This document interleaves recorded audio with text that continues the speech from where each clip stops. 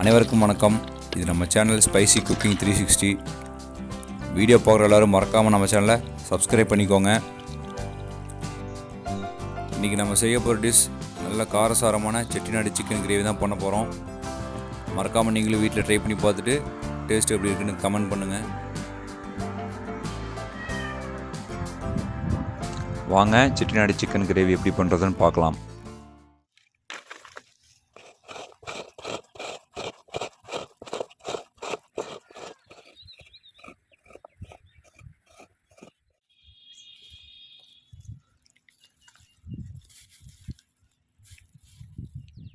மசாலாவுக்கு தேவையான இன்க்ரீடியன்ஸை எப்படி ப்ரிப்பேர் பண்ணுறதுன்னு பார்த்துடலாம் வாங்க.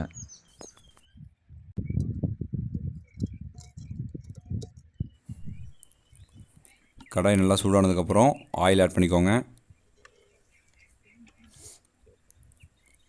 அடுத்து மிளகு ஆட் பண்ணிக்கோங்க. அடுத்து தனியா ஆட் பண்ணிக்கோங்க.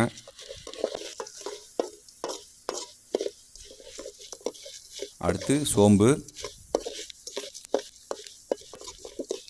சீரகம்,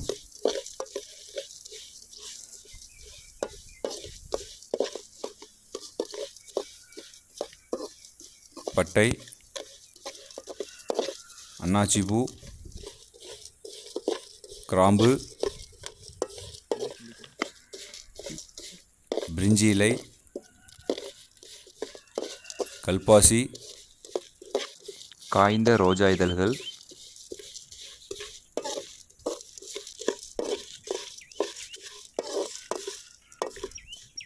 கசகசா, ஏலக்காய், முந்திரி,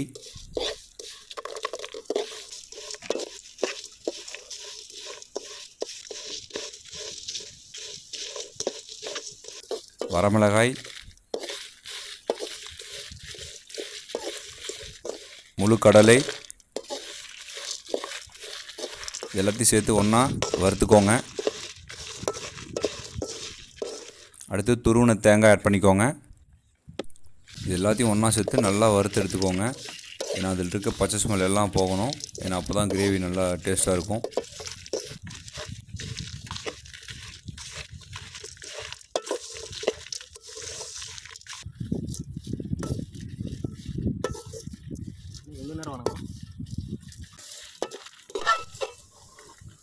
இந்த பதத்துக்கு நல்லா வறுத்துக்கோங்க.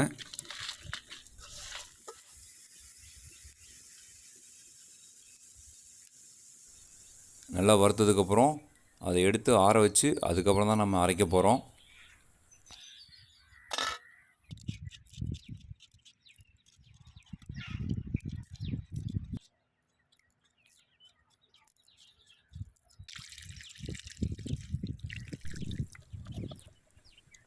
அடுத்ததாக இஞ்சி பூண்டு தேவையான அளவுக்கு உரித்து நல்லா பேஸ்ட் ஃபார்முக்கு அரைச்சி வச்சுக்கோங்க.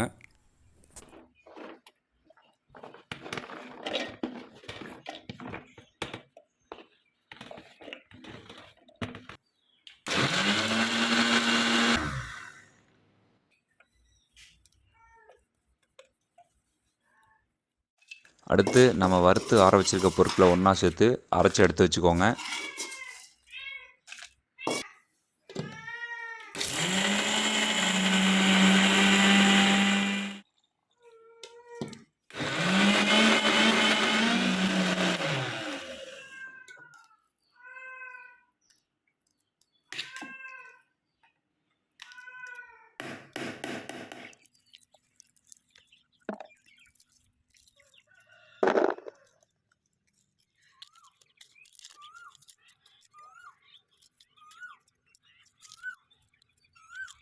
நெக்கில் அழுக்கு.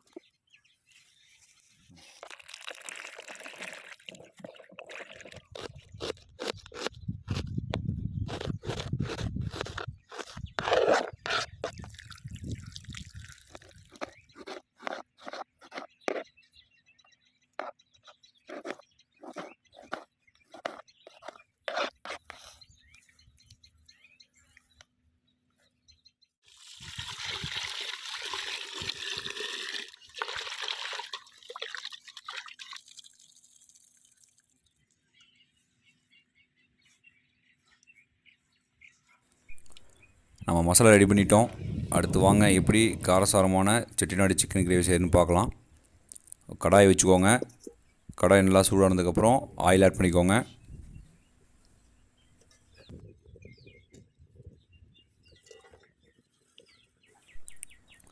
ஆயில் சூடானதுக்கப்புறம் ஒரு பிரிஞ்சி இலை ஆட் பண்ணிக்கோங்க. அடுத்து சின்னதாக ஒரு பட்டை, 2 ஏலக்காய், 2 கிராம்பு, கொஞ்சமாக சோம்பு, சீரகம், இது எல்லாத்தையும் ஒன்றா சேர்த்து நல்லா ஃப்ரை பண்ணிக்கோங்க.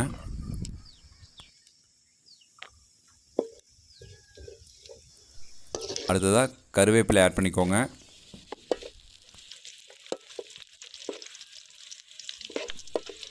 அடுத்ததாக சின்ன வெங்காயம் ஆட் பண்ணிக்கோங்க.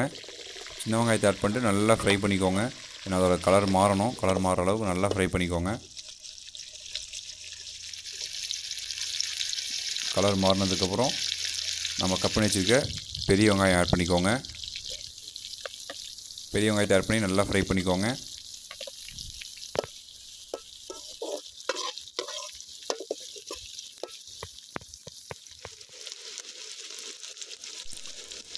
வெங்காயம் நல்லா வதங்கினதுக்கப்புறம் தக்காளி ஆட் பண்ணிக்கோங்க.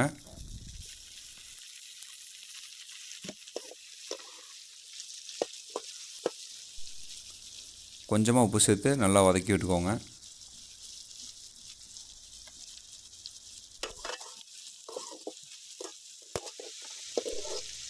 வெங்காயம் தக்காளி எல்லாம் நல்லா வதங்கிடுச்சு. வதங்கினதுக்கப்புறம் நம்ம அரைச்சி வச்சுருக்க இஞ்சி பூண்டு பேஸ்ட்டை சேர்த்துக்கோங்க.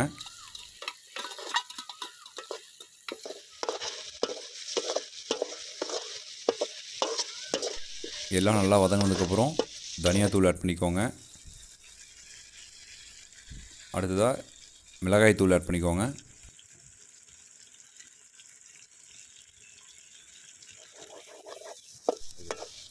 அடுத்ததாக சிக்கன் மசாலா ஆட் பண்ணிக்கோங்க. கொஞ்சமாக மஞ்சள் தூள் ஆட் பண்ணிக்கோங்க. ஆட் பண்ணி அடி பிடிக்காத அளவுக்கு நல்லா பிரட்டி விட்டுக்கோங்க. அடுத்ததாக வாஷ் பண்ணி எடுத்து வச்சுருக்க சிக்கன் ஆட் பண்ணிக்கோங்க.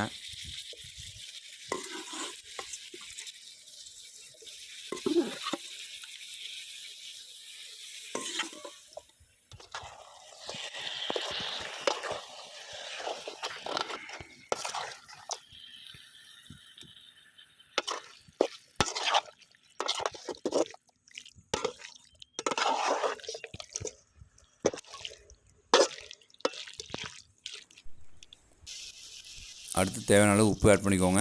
உப்பு ஆட் பண்ணி நல்லா மிக்ஸ் பண்ணி விட்டுக்கணும்.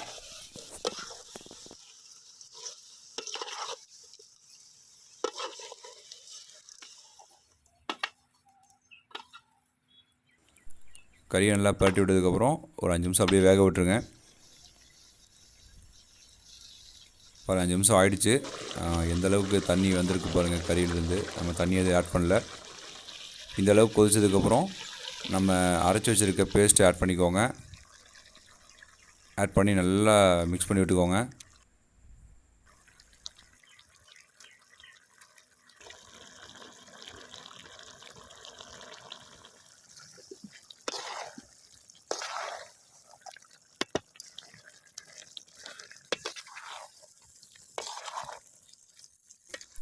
மசாலாவை ஆட் பண்ணதுக்கப்புறம் அப்பப்போ பெரட்டி விட்டுட்டே இருக்கணும். இல்லைனா கண்டிப்பாக அடி பிடிக்க ஆரம்பிச்சிடும்.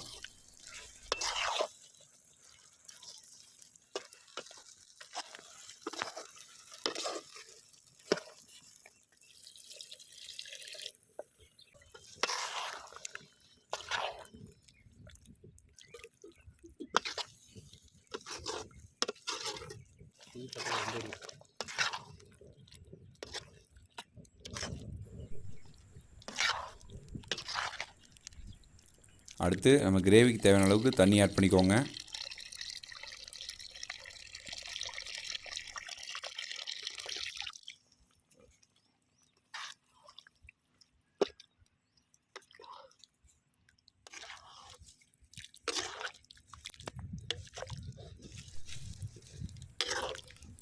பாருங்கள், கிரேவி நல்லா கொதிச்சிட்ருக்கு. 2 நிமிஷத்துக்கு ஒரு டைம் கண்டிப்பாக பிரட்டி விடணும். இல்லைனா அடி பிடிக்க ஆரம்பிச்சிடும். ஏன்னா மேலே தண்ணி மாதிரி இருக்கும்.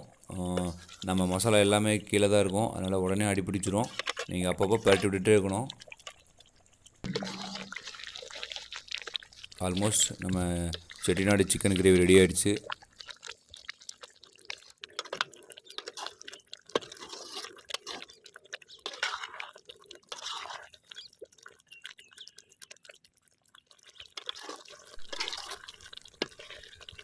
பாருங்கள் கிரேவி எவ்வளோ அருமையாக வந்திருக்குன்னு. நம்ம அரைச்சி சேர்த்த எல்லா மசாலாவும் எவ்வளோ அருமையாக மிக்ஸ் ஆகி கிரேவி எவ்வளோ அற்புதமாக வந்திருக்குன்னு பாருங்கள். ஃபைனலாக கொத்தமல்லியில் ஆட் பண்ணிக்கோங்க. ஆட் பண்ணி இறக்கி வச்சிடலாம். வாங்க டேஸ்ட் பண்ணிடலாம். எனக்கு முன்னாடி பூனை ரொம்ப ஆர்வமாக வெயிட் பண்ணிகிட்ருக்கு டேஸ்ட் பண்ணுறதுக்கு. அதுக்காக ஒரு சின்ன இலை வச்சுருக்கேன்.